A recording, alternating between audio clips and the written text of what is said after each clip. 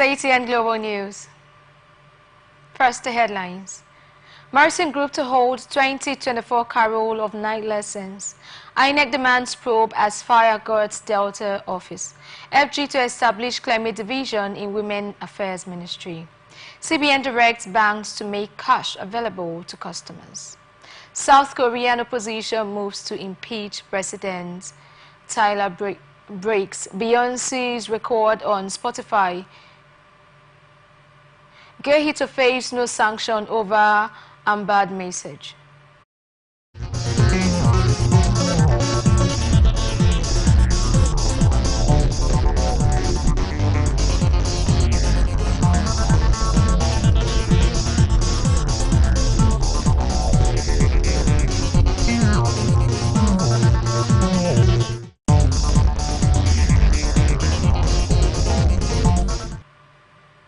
And now the news in details. Pan-Niger Delta Forum has cautioned respondents of the Biafra Republic against including communities in the Niger Delta of South-South geopolitical zone in their secessionist agenda. PANDEF issued a warning in a statement released in Port Harcourt on Wednesday, signed by its national youth leader, Don Ben Doyega, and sent to journalists. Doyega stressed that the youths of the Niger Delta would resist any attempt to incorporate the region into the secessionist agenda. The apex socio-political body of the Niger Delta distanced itself from the Biafra agitation, emphasizing its commitment to a united Nigeria built on equality and justice for all citizens. The forum reiterated its vision of a Nigeria where subnational entities control their resources and remit taxes to the federal government for essential services, including homeland security, territorial integrity, and international diplomacy. Highlighting the region's historical stance, he noted that while the 1964 Constitution provided a framework for true federalism, subsequent military coups and the 1999 Constitution represented a departure from those ideals. The forum also praised its national chairman, Ambassador Godknows Igali, describing him as an intellectual of international repute, underscoring PANDEF's credibility and dedication to its cause. In conclusion, PANDEF called on Nigerians and the international community to recognize and respect the Niger Delta stance against being included in any secessionist agenda.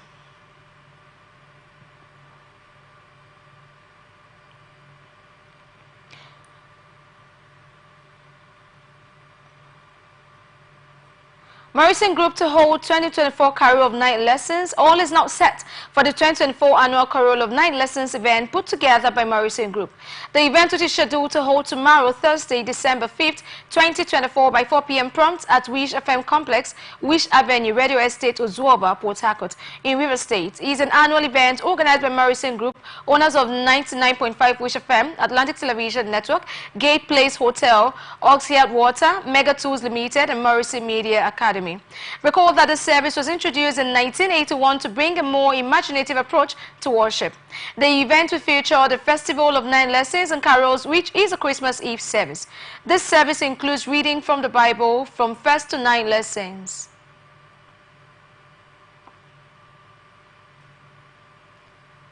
Analyst Chizi Yemasila has stated that Governor Fubara panel of inquiry was constituted to intimidate Rivers people. Speaking on Atlantic Television Network program Open Conversation, a socio-political analyst Yemasila alleged that the panel of inquiry is biased on their findings.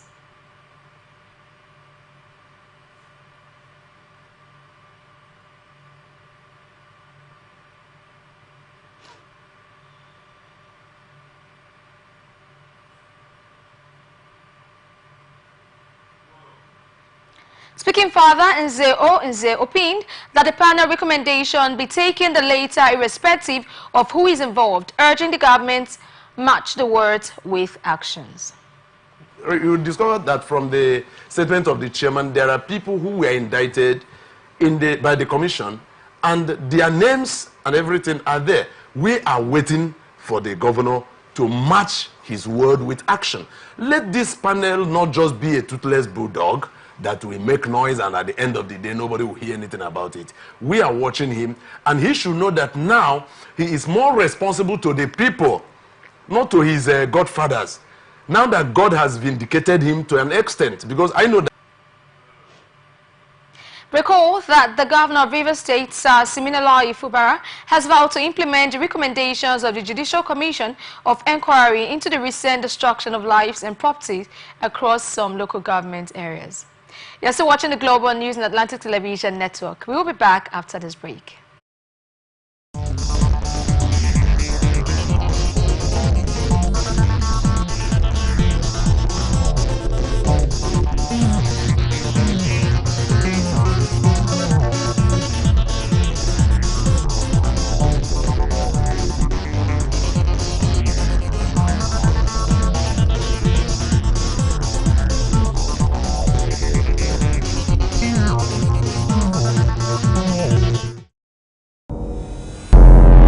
Every day, our lives are changed by history. We are one people, all of us. Leaders, politics. Nobody's ambition is what's the blood. I have fought a very firmly. Natural occurrence, war, and the world economy. I belong to everybody, and I belong to nobody. ATN covers it all on ATN Politics today.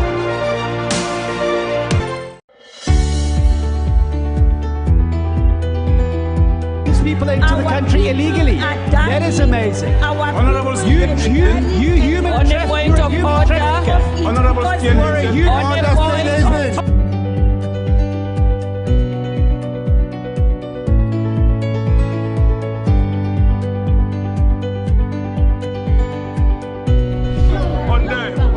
are not picking our calls.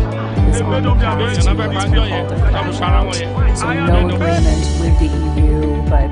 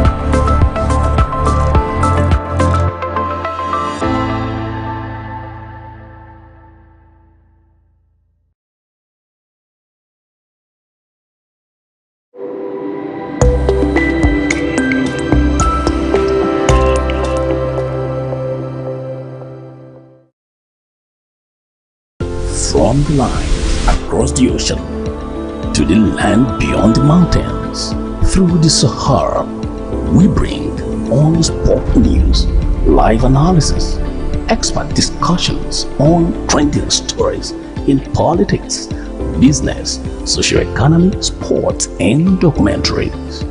So catch all the updates on the happenings around the globe. Stay focused on the fact today, only on ATN.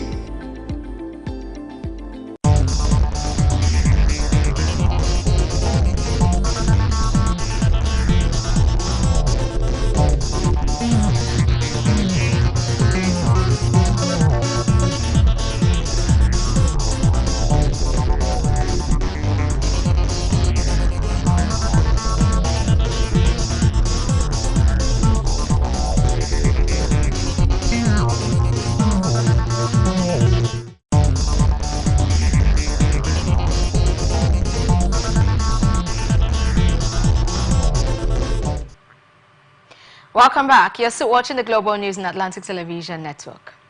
Independent National Electoral Commission has called for a probe of fire outbreak which destroyed key election materials at his Owa Oyibo office in the Ikat Northeast local government area of Delta State.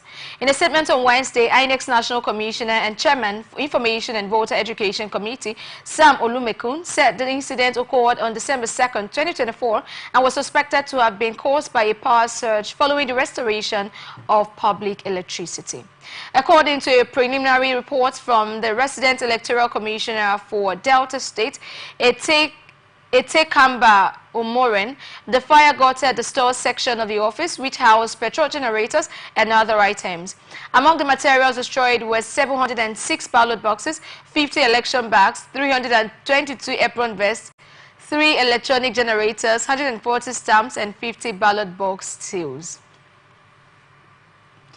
The National Commissioner noted that no injuries or fatalities were recorded during the incident. Various other supplies, including envelopes, posters, form, and booklets, were also lost. INEC confirmed that security agencies and emergency services had been informed to conduct a thorough investigation into the cause of the fire. The Commission commended the Nigerian Police Force and the Delta State Fire Service for their prompt response to the incident.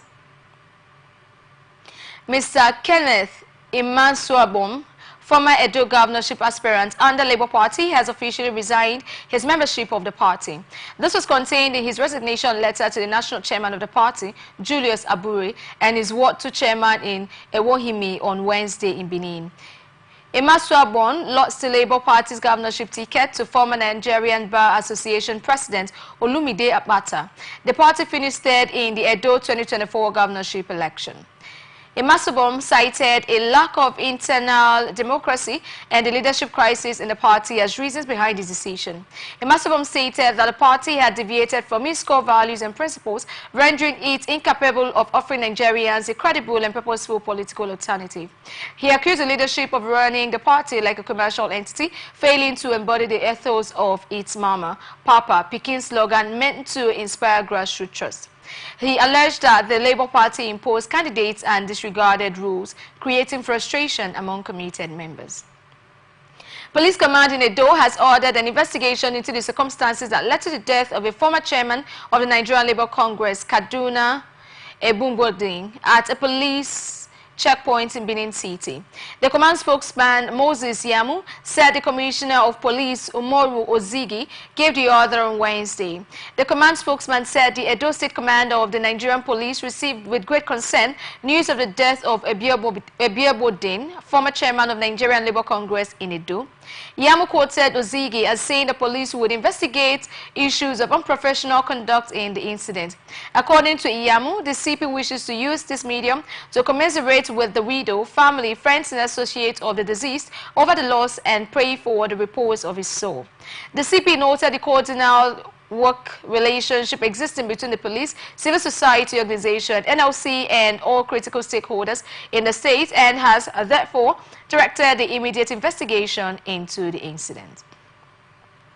Cross River State Governor Senator Basi Otu has expressed satisfaction with the progress of key infrastructure projects, including the remodeling of the Governor's Office Complex, the State Library, the previously abandoned Local Government Service Commission Office, and the Governor's Lodge. Otu made remarks on Wednesday during an inspection tour of the ongoing project, commending the quality and pace of work. He noted that the redesign of the Local Government Service Commission Office, abandoned over a decade, would enhance public administration and boost productivity. The governor highlighted the importance of creating modern, functional workspaces for civil servants. During the tour, the governor also visited the reconstruction site of the State Library, which is undergoing a comprehensive transformation from a neglected facility into a modern learning hub. The upgraded library will feature state-of-the-art amenities, including dedicated reading spaces, computer facilities, e-learning resources, and communal areas for educational programs and exhibitions. Otu also inspected the renovation of his main office, which has been under refurbishment for the past 18 months. He reiterated his administration's commitment to maintaining high standards and quality in all development projects. Analysts has advised the Abia State Governor to consider the request of pensioners towards payment of arrears of gratuity of retirees. Speaking on the Atlantic Television Network program Atlantic blowout, socio-political analyst Choshi Wali recognizes that people rely so much on their pension to improve their lives. In service, as a civil servant, you earn your salaries. So many persons do not do anything, much things with their salaries. They do basic things. And where they target their hope on is their gratuity. And they also believe that with the pension, they can be servicing themselves. So unless some civil servants that embark on taking loan, and for you to start taking loan, you must have worked for so many years, and you should be of a higher cadre in civil service. So what they are saying is not a bad thing. You understand? But they should also consider that Governor has a target. Governor has a target. And Churchill applauds the Governor Oti for carrying the people of Abia State along and addressing the issues affecting them, and urged him to do more. Governor Oti, since his inauguration, he has really done well by carrying the people of Abia State along and also looked into the issues that concern Abia State. There are governors that do not care. Okay, when we are talking about pensioners now, a good service all through the period that he is with you, working for you to ensure that, yes, that the government is stabilized, is not an easy job. So you need to encourage him or her. So me, I'm of the opinion that Governor T should try, despite his, I know too well that he has his template. He knows what he wants to come to Abia State. This is coming after pensioners in Abia State have appealed to Governor Alex Oti to take a second look at the issue of arrears of gratuities of retirees and rescind his decision on an agreement reached with the Nigerian Union of Pensioners. Anambra State government has approved the sum of 54,728,848,844 for investment in infrastructure such as roads, street lights, and education in the state.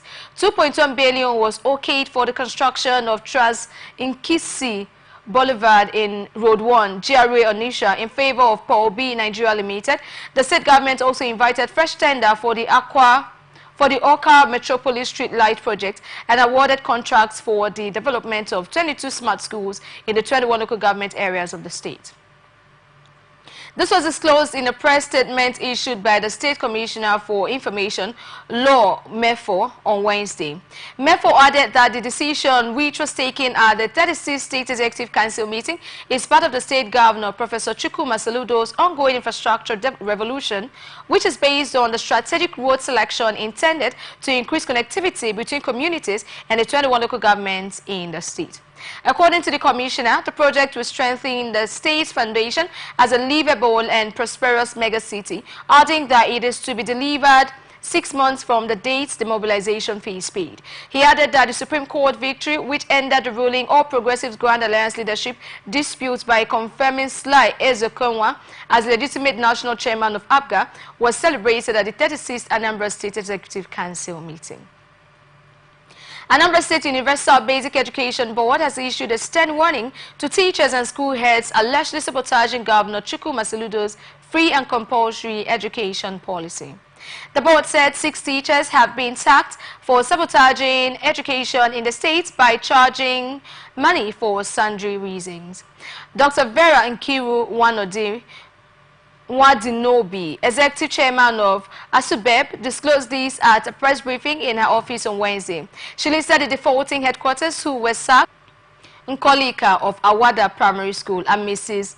Mulwako Augustine Chiwe, also of Awada Primary School. She said they have been mandated to refund all monies collected from pupils and also hand over to the next ranking officer and step down from their positions. Wadinobi emphasized that the state government will no longer tolerate such irresponsible conduct and will recommend outright dismissal from service for any head teacher or principal who goes contrary to the free education policy.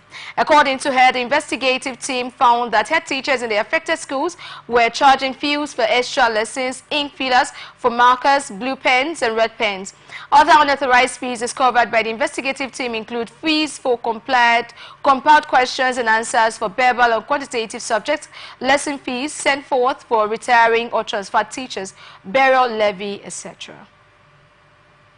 Nigerian police force has linked many cases of missing young women to ritual practices with a growing connection to the rising hookup culture in the country.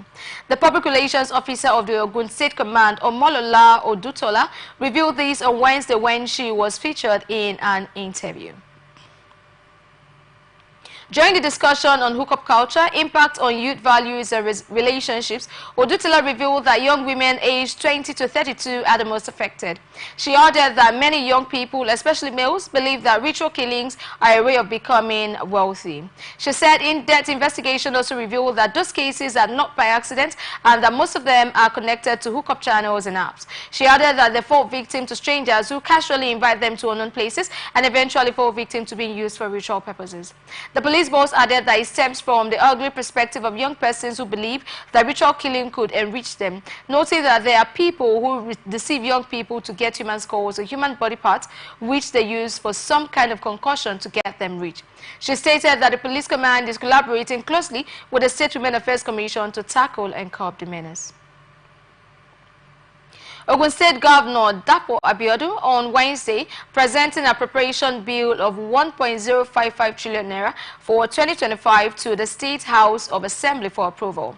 Presenting the budget, christened a budget of hope and prosperity, the governor stated that the figure was made up of 600.98 billion naira as capital expenditure and 453.56 billion naira as recurrent expenditure. He stated that the budget earmarked 120.14 billion naira as personnel costs, 75.07 billion naira as public debit charges, and 219.86 billion naira as overhead costs. Abiodun, giving a breakdown and key allocation, noted that infrastructure would go up 27% of the budget at 284.456 billion naira. Education will go up 164.835 billion naira, representing 17% of the budget, and health at 234.538 billion naira, representing 13%. He noted that 66.382 billion naira, representing 6%, will be expended on housing and community development, while recreation, culture and religion would go up 25.274 billion naira at 2%.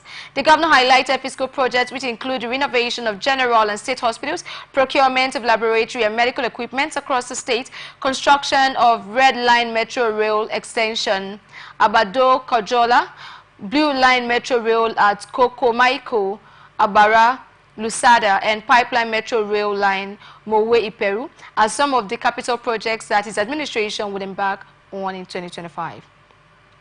According to the governor, the budget strives to balance fiscal responsibility with improved public service delivery, ensuring resources are used effectively to maximize prosperity for all by tackling immediate issues like unemployment and poverty.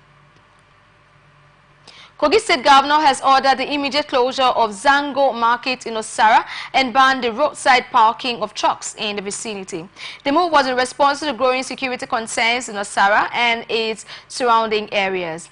A statement by the Commissioner for Information and Communication, Kingsley Fowle, said intelligence reports indicated that criminal elements have been using the market as a hideout, often in collaboration with some truck drivers who park along the roadside. He noted that to ensure strict compliance, the state government has given market operators and truck drivers a one-week grace period starting Wednesday to adhere to the directive. ATN gathered that ahead of the yearly treat season, men of the underworld have been on a rampage in Kaba Bunu local government area of the newly elected councillor representing Odo-Ekpe ward in Kaba Bunu Legislative Council. Alaba Ope and 8 others were kidnapped overnight at their communities. Meanwhile, efforts to get the reaction of the Nigerian police on the issue proved abortive as calls and WhatsApp messages sent to the police PRO have not been responded to at the time of filing this report. Kogi State House of Assembly has raised alarm over the influx of mentally deranged persons from other states into Kogi State. A motion of urgent public importance moved by the member representing Ajokuta State constituency, Abu Onuru Oiza Jibrin, noted that the disturbing trend requires urgent attention. The lawmakers said the government must simultaneously uphold its responsibility to ensure a secure, orderly and safe environment for the general public to foster public trust in government and ensure social stability within the state, while acknowledging the critical role of government in safeguarding the welfare and rights of citizens, particularly those who are vulnerable, including individuals with mental health challenges and other forms of disabilities. The lawmakers argue that state government has a dual obligation in such circumstances to provide adequate care, support and rehabilitation for these individuals. He urged the state government to take immediate action to sanitize the streets by identifying and documenting individuals with mental health challenges and migrants to appropriate rehabilitation centers for care and reintegration.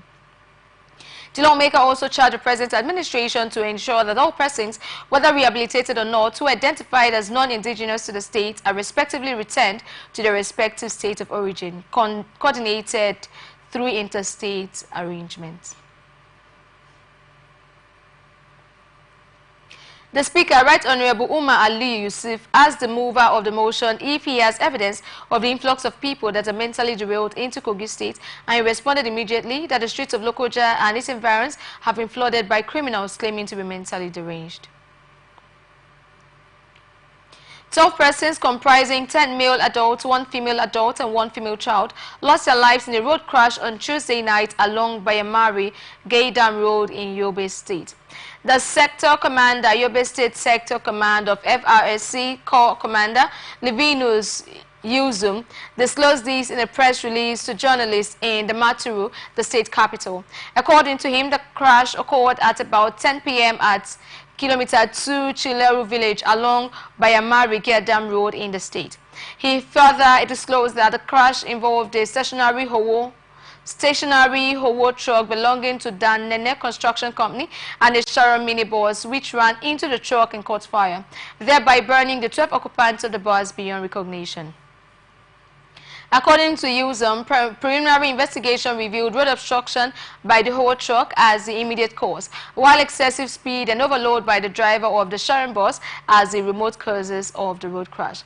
The sector commander also urged motorists to obey road traffic rules and regulations at all times to forestall future occurrences. He admonished motorists to avoid night travels because of the danger of poor visibility, which is further compounded by the present hazy and methane weather.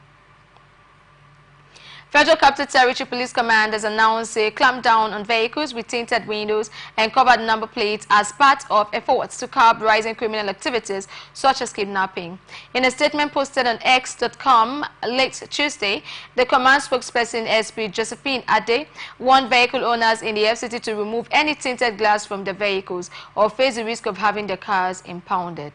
The FCT Commissioner of Police, Olatunji Disiu, also reiterated this directive during a parade of suspects on Tuesday. In a video posted alongside the statement, Disiu said many of the victims rescued from kidnappers had cited the use of tinted windows as a factor that made it difficult for people to identify them as being in distress, and explained that criminals often took advantage of vehicles with covered numbered plates to carry out the operations without being traced. The CP issued a stern warning to residents stating that the enforcement of the ban on tinted windows, covered number plates and unregistered vehicles will be vigorously carried out moving forward.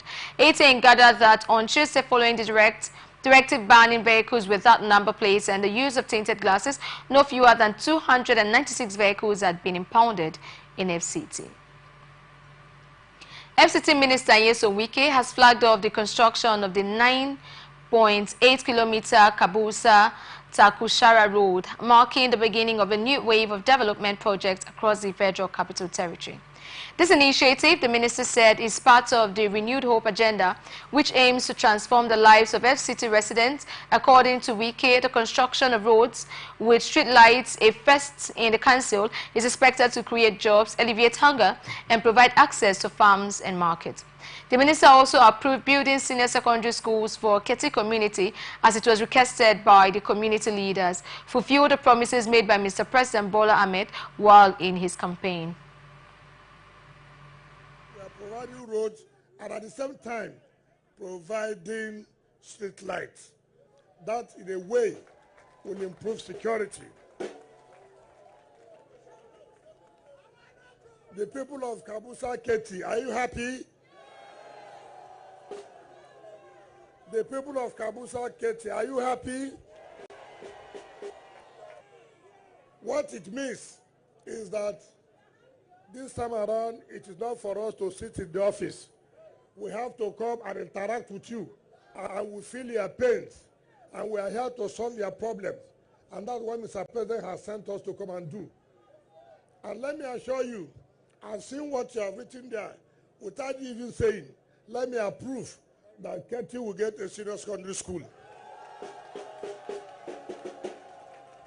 There's nothing difficult.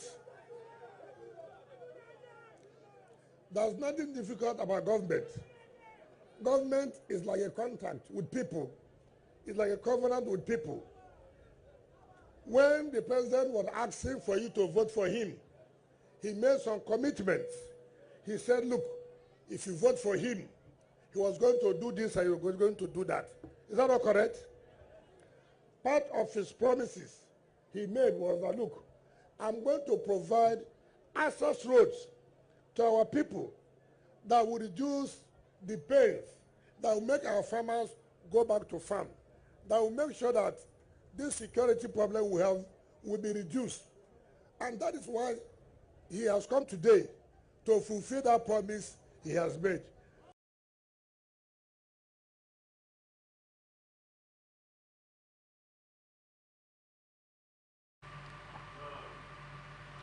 Acting Executive Secretary, FCDA, Engineer Richard Dauda, who earlier gave the overview and economic value of the 12 kilometers road to be constructed, said the project is to be completed in 6 months.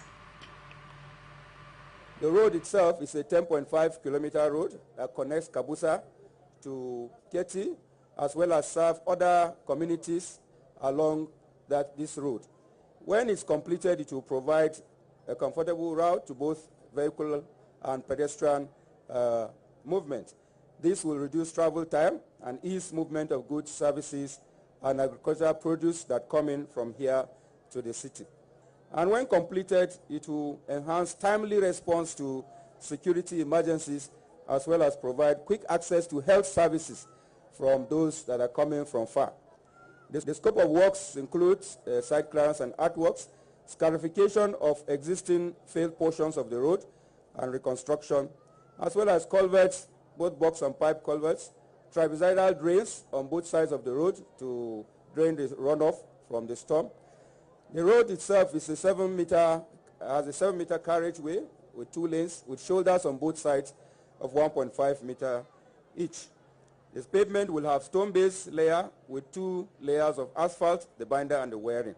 Solar street lights will also be provided within communities. And by the grace of God, Your Excellency, the project is expected to be completed in 6 months.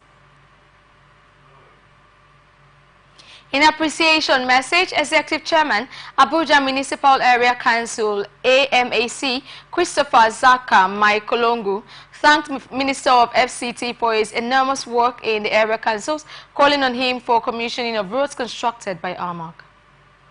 It might interest you to know that, as your beloved son, I have learned faster from your renewed leadership style and responsive governance, but translating same in my area council.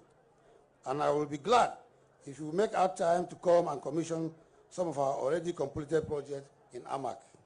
They are not urging you, but they said I should let you know, sir, that you really did well by giving us access road in Saburi, Life Camp, Day to Takushara.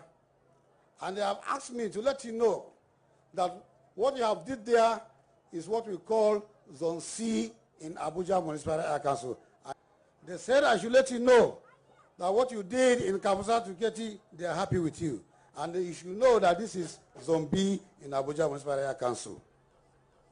And finally, they said I should let you know the good God I give you the wisdom to listen to our people, that you should please come down to Zone A. Zone A is Nyanya, Karu, Orozo, and Kerishi. Thank you very much.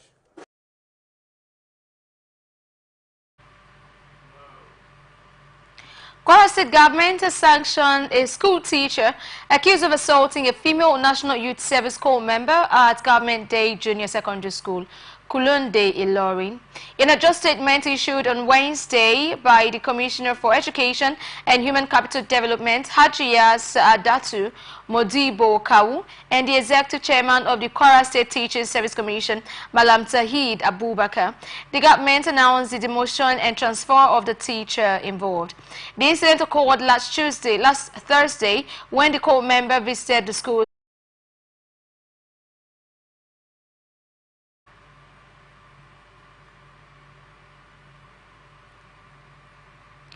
Following the incident, the National Youth Service Corps withdrew all corps members posted to both the junior and senior arms of the school. The NYSC State Public Relations Officer Oladipo Marakio confirmed the temporary withdrawal, stating that it was done to protect the corps members from further harm. Through division of the Nigerian Army in a sustained initiative aimed at recognizing exceptional performance within its ranks, has presented electric motorcycles to outstanding soldiers of the division. It also said the decision to provide electric motorcycles to deserving soldiers has a strategic move to reduce dependence on fossil fuel by personnel, while also underscoring the division's commitment to environmental sustainability. Presenting the motorcycles to the deserving soldiers at the headquarters 3 Division, Maxwell Kobo, Cantonment Jos on Wednesday, the GOC and Commander Operations Safe Haven, Major General A.E. Abubakar, emphasized that the presentation aligns with the current drive of the Acting Chief of Army Staff, Lieutenant General O.O. Oloyede, which highlights the importance of sound administration and the welfare of troops. Abubakar also noted that this initiative built upon effort initiated in 2022 under the leadership of the previous GOC, Major General A.B. Ibrahim, wherein deserving personnel were similarly rewarded. According to him, the electric motorcycles, which had a maximum speed of 40 km per hour, can cover a distance of 100 km when fully charged for a period of 2 hours. The GOC averred that the recognition of hard work to personnel who continue in phases in 3 Division, as it has now been institutionalized based on the foundation laid by his predecessor. He therefore encouraged troops to maintain their dedication to service and excellence, as hard work will be duly recognized and rewarded. Jigawa State High Court has sentenced 4 people to death by hanging over charges of criminal conspiracy and culpable homicide. The convicts included a husband, wife, the wife's brother, and a sister, all found guilty of murdering Salamatu Musa, a 30-year-old woman accused of witchcraft. The judgment followed an extensive legal process that began in 2019 when the convicts were arrested and prosecuted. The accused, identified as Hassan Issa, 55, Adamu Yahaya, 42, Abdullahi Yahaya, 35, and Miriam Dasso Yahaya, 28, were all residents of Kwandole village, Malam Madori local government area. The court held that the convicts conspired to attack Salamatu Musa with a stick, leading to her death. They alleged that the deceased was a witch whose supposed evil acts caused the death of their son. In his ruling, Justice Ado Yusuf Benin Kudu said that the court found the accused guilty of committing the offense with full knowledge of his probable consequence, death. He said the court hereby sentenced them to 6 years imprisonment each for criminal conspiracy and death by hanging for culpable homicide. Speaking on the judgment, the Director of Protocol and Publicity for the Jigawa State Judiciary, Abbas Rufai Wangara, said the judgment underscores the judiciary's commitment to upholding the rule of law and ensuring justice for all, irrespective of social or cultural beliefs. You're watching the Global News on Atlantic Television Network. We'll be back after this break.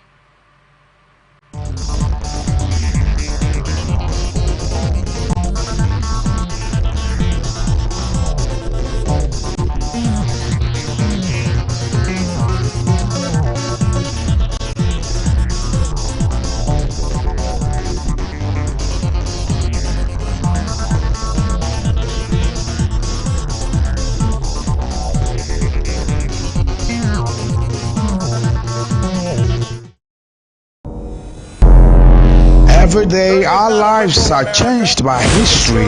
We are one people, all of us. Leaders, politics. Nobody's ambition is what the blood. I have fought very firmly. Natural occurrence, war, and the world economy. I belong to everybody, and I belong to nobody. ATN covers it all on ATN Politics today.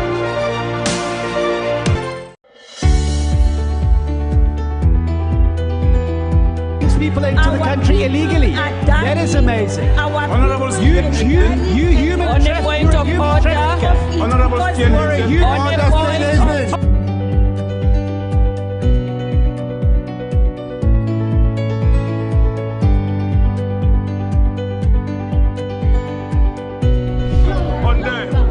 are not picking our calls. They made up their minds. So no agreement with the EU, but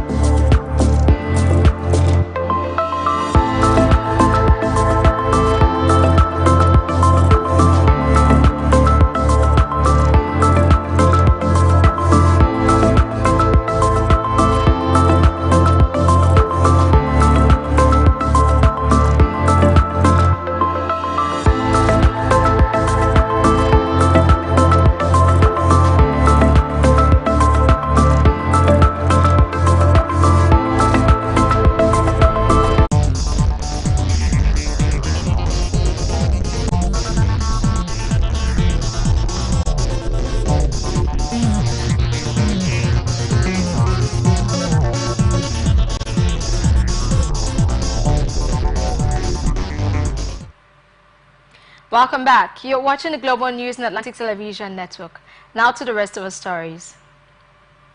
Senate has constituted a special committee to meet the executive to work with the federal government to resolve the issues around the tax reform bills. This was made known by the Deputy Senate President Jibrin Barau, who presided during plenary on Wednesday. Barau noted that the delegation will meet on Thursday at the National Assembly to resolve all the issues that have been the cause of the uproar. The committee members include all the Senate leadership, including other members like Tahir Mongunu, Adamu Alero, Seriake Dixon, Taito Zam, Abdullahi Yahaya, Adeola Solomon, Sani Musa, and Tokumbo Abiru. This resolution comes after an expose by Senator Shehu Buba in an interview where he said northern senators agreed to record the tax reform bills. ATN reported that President Bola Tinubu on Tuesday directed the Ministry of Justice to meet with lawmakers to address concerns raised by certain interests. House of Representatives on Wednesday resolved to investigate the Abuja Rehabilitation Center located in Buhari Area Council and the social protection programs of the Federal Capital Territory Administration. The resolution followed the adoption of a motion on the need to investigate the Abuja Rehabilitation Center and the social protection program of the FCT, sponsored by members representing Oshodi Isolo 1 Federal Constituency, Lagos State, Mr. Bashiru Dawudu. Speaking about the motion, the Lagos lawmaker noted that on October 22, 2024, the FCT administration declared war on street begging.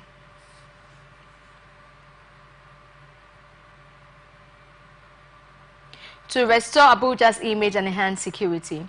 He added that the majority of beggars are individuals with disabilities, with other contributing factors including Amajiri, internally displaced persons, poverty, unemployment, and cultural factors.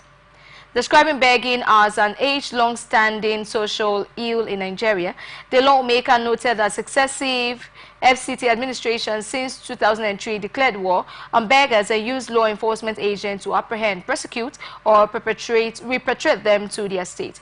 He, however, lamented that the strategy has failed because it provides only a short-term resolution, as the beggars soon return, probably in a changed location.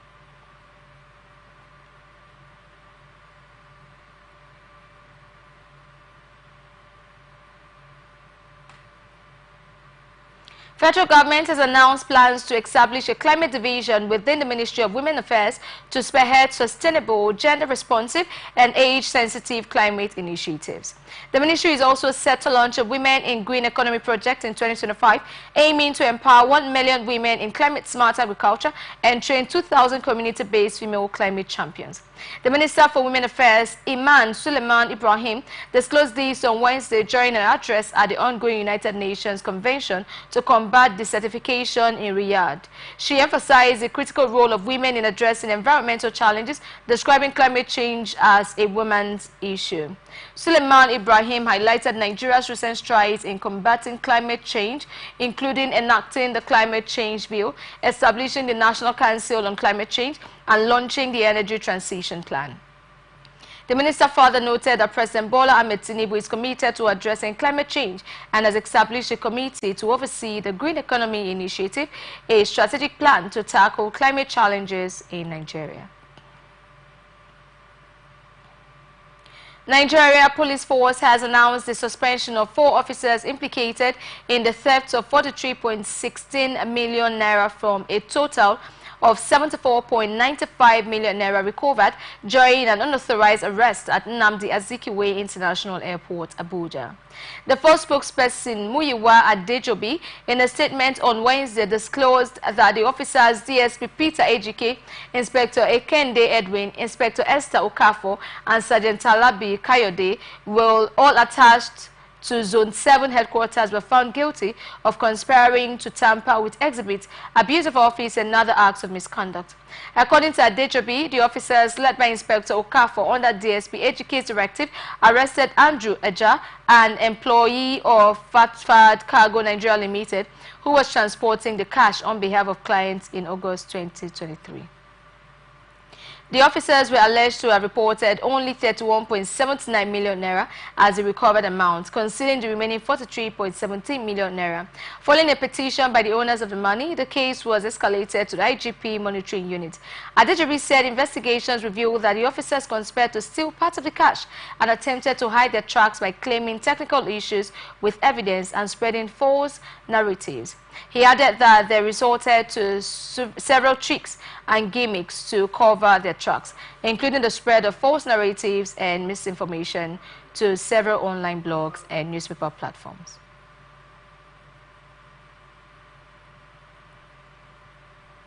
Chairman of the Police Service Commission, DIG Hashimu Agungun, retired, has declared that any candidate caught attempting to bribe or compromise the ongoing admission process into the police academy with Diu Kanu will be immediately disqualified. Agungun stated this during a supervisory visit to the academy, where he led a high-power delegation to oversee the 2024 post-JAM admission screening process. The PSA chairman stressed that the admission exercise must be conducted with integrity, fairness, and respect for equity. This was contained in a statement on Wednesday by the commission spokesman, Ikechukwu Ani, and he said the chairman warned candidates against engaging in unethical practices, stating any candidate negotiating to pay money for consideration should be weeded out, noting that the process must run on merit and transparency.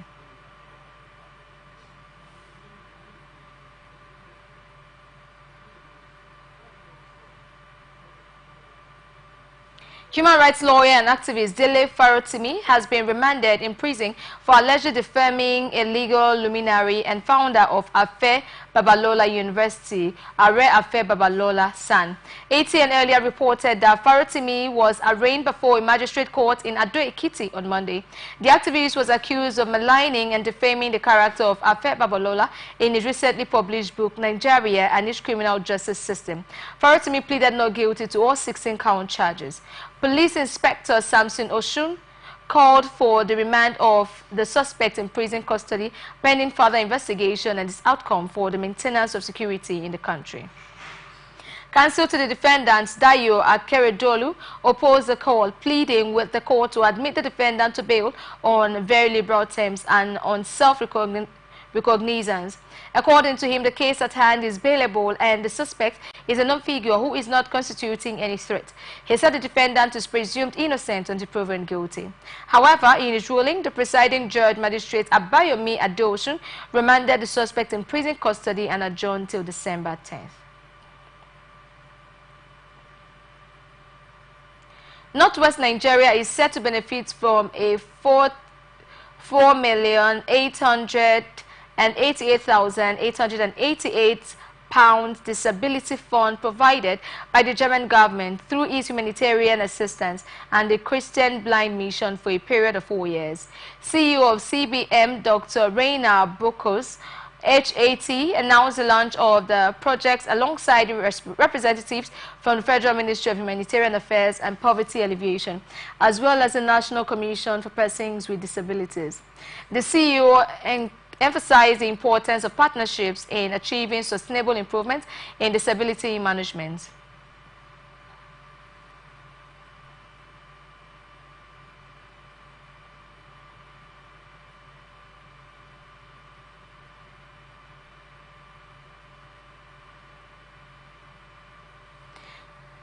Brokers also expressed gratitude to the German Ministry for Economic Cooperation and Development for its support, noting that the £4.8 million TDA grant is the largest BMZ co-financing CBM has received in Nigeria to date.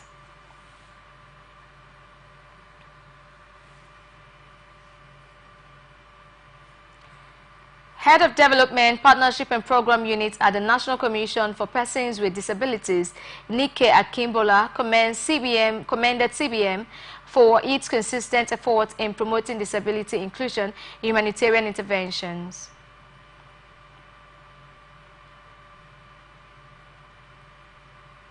Now, business news.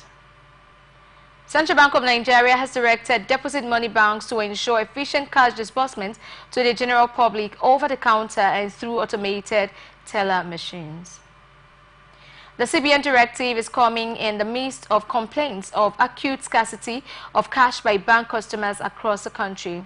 Most banks have failed or refused to load their ATMs with cash, while they are also rationing out payments over the counter.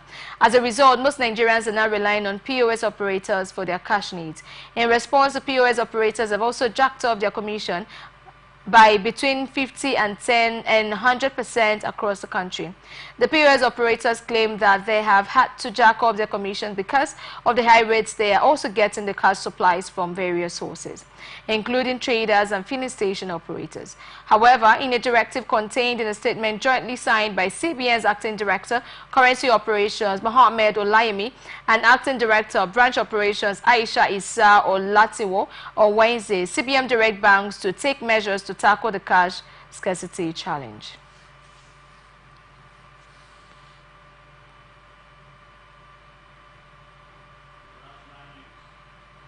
International tidbits.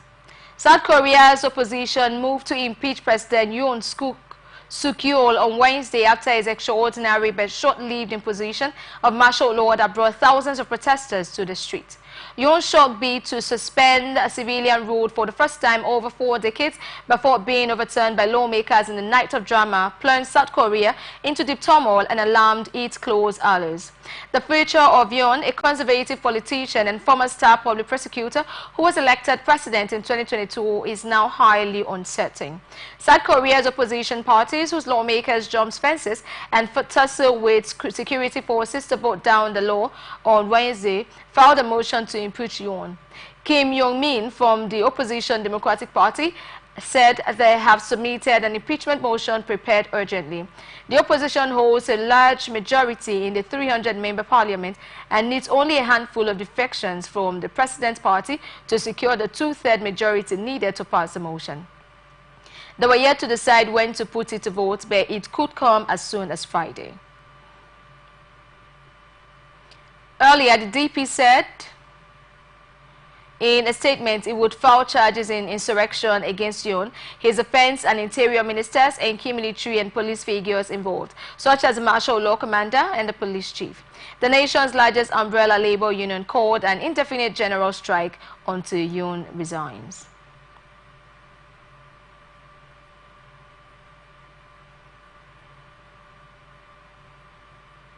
ATN Sports News. Crystal Palace captain Mark Guhi will reportedly face no formal action from the Football Association despite adding a Christian message to his rainbow band in defiance of a warning regarding the display of religious messages. The player and the club had been reminded of FA kit regulations after Guhi wore an armband with the handwritten message, "I love Jesus," during Saturday's 1-1 draw with Newcastle. On Tuesday, the 24-year-old wore one standing "Jesus loves you" during Palace's 1-0 win at Ipswich, but British media reported on Wednesday that the FA would still not take action. The club and the England defender, who was previously spoken about his religious beliefs, were again reminded of kit regulations which ban religious messages. Captains have been wearing rainbow armbands in the past 2 years, in the past 2 rounds of Premier League matches as part of the Rainbow Laces campaign, which supports LGBTQ+ inclusion in sport. The campaign, which the Premier League runs in partnership with charity Stonewall, will conclude with Thursday Premier League games. The FA did not intervene in the case of Ipswich captain Samosi, who chose to wear a standard captain's armband due to religious beliefs. Although Guhi has not been punished, his father, John, a church minister, criticized the FA for issuing the reminder.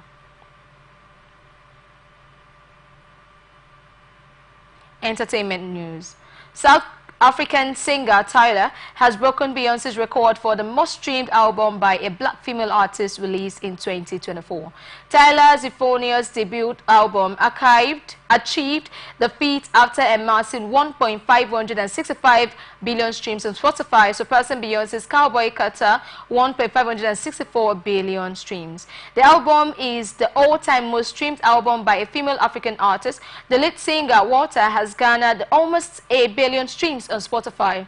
It won the maiden Best African Music Performance category at the 66th Grammy. However, Tyler's album and his Deluxe were snubbed in the recently announced 67th Grammys nomination. She remains the most awarded African artist this year with 20 awards, including 1 Grammy, 3 MTV EMAs, 2 BET Awards, 1 MTV VMA, 1 Billboard Global Force Award, 4 South African Music Awards, 1 Cultural and Creative Industry Award, 1 DSTV Content Creator Award, 1 3 Music Award, 1 Metro FM Music Award, 1 African Arts Entertainment Award, 2 Basadi in Music Awards, and 1 South African Style Award. American rapper Sean Carter, aka Jay-Z, has been named the greatest rapper of all time by Forbes. The publication recently released its 50 greatest rapper of all time list, celebrating the best in the hip-hop world.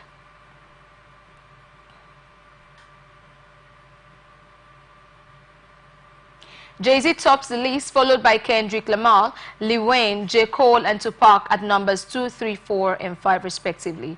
Drake, Kanye West, Nicki Minaj, Nas, and Eminem completed the top 10. And that's the global news for tonight. Before we go, another look at the major stories. Morrison Group to hold 2024 Carol of Night lessons. INEC demands probe as Fire God's Delta office. FG to establish climate division in Women Affairs Ministry. CBN direct bank to make cash available to customers. South Korean opposition moves to impeach president. Tyler breaks Beyonce's record on Spotify. Guehi to face no sanction over armband message. I am Wendy Aguma. Thank you for watching and good evening.